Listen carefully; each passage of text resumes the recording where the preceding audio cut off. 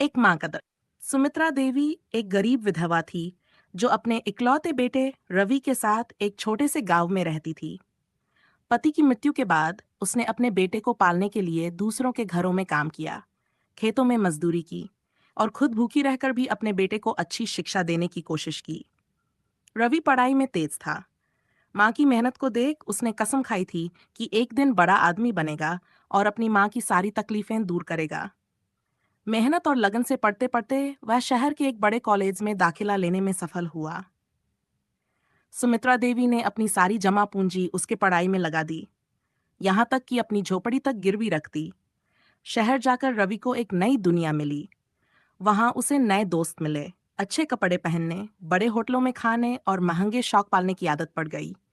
धीरे धीरे उसने माँ से फोन पर बात करना कम कर दिया। जब भी माँ उसे याद कर फोन करती, वह बहाने बना देता कि वह पढ़ाई में व्यस्त है। समय बीतता गया, रवि ने पढ़ाई पूरी की और एक बड़ी कंपनी में नौकरी पाली। अब वह एक बड़ा अधिकारी बन चुका था। उसके पास कार, बड़ा घर और ऐशो आराम की हर चीज थी। लेकिन उसकी माँ उसी पुराने गांव में, उसी गरीबी में रह रही थी, उसके लौटने की राह देख रही थी। एक दिन गांव के किसी आदमी ने रवि के बारे में सुना और सुमित्रा देवी को खबर दी। वह खुशी खुशी शहर रवि से मिलने आई। जब वह उसके ऑफिस पहुंची तो दरबान ने उसे बाहर ही रोक दिया। उसने कहा कि रवि बहुत व्यस्त है, बिना अपॉइंटमेंट के किसी से नहीं मिल सकता। माँ का दिल टूट गया, लेकिन उसने हिम्मत नहीं हारी। कई घंटों तक इंतजार करने के बाद रवि बाहर आया। माँ ने उसे पुकारा, लेकिन वह उसे अनसुना कर आगे बढ़ गया। उसके साथ खड़े लोगों ने पूछा, ये बूढ़ी औरत कौन है?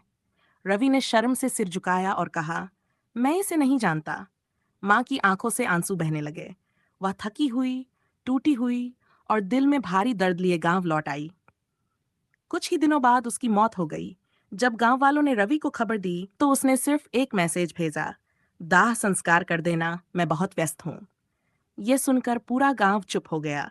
वे समझ नहीं पा रहे थे कि एक माँ जिसने अपनी पूरी जिंदगी अपने बेटे के लिए कुर्बान कर दी, उसके लिए इतनी पराई कैसे हो गई। लेकिन ये दुनिया का सबसे बड़ा सच है।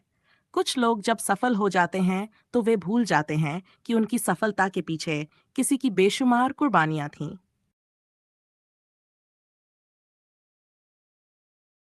एक माँ का दर्द, अंतिम सत्या।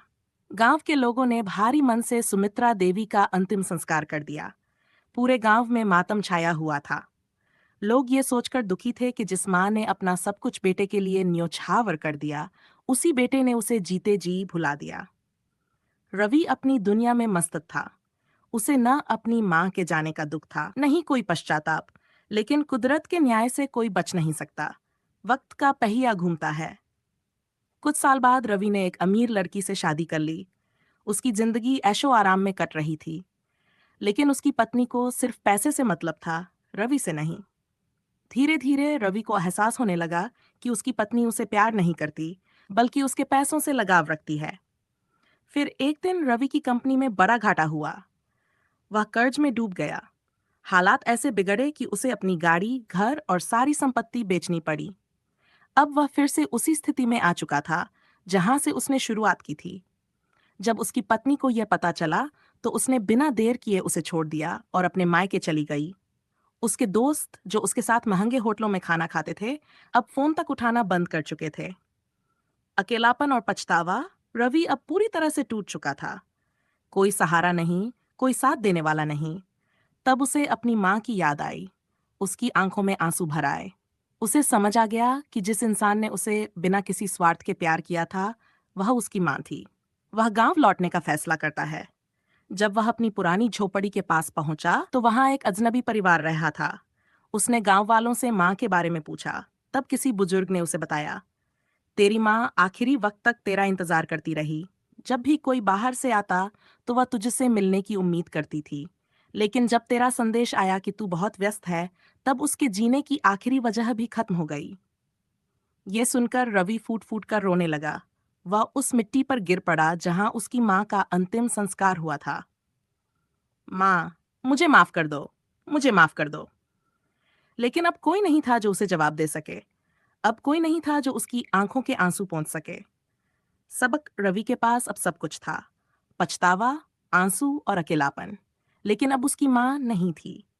इस कहानी से यही सीख मिलती है कि दुनिया में सब कुछ वापस पाया जा सकता है, लेकिन माता पिता के खोए हुए प्यार को कभी नहीं पाया जा सकता।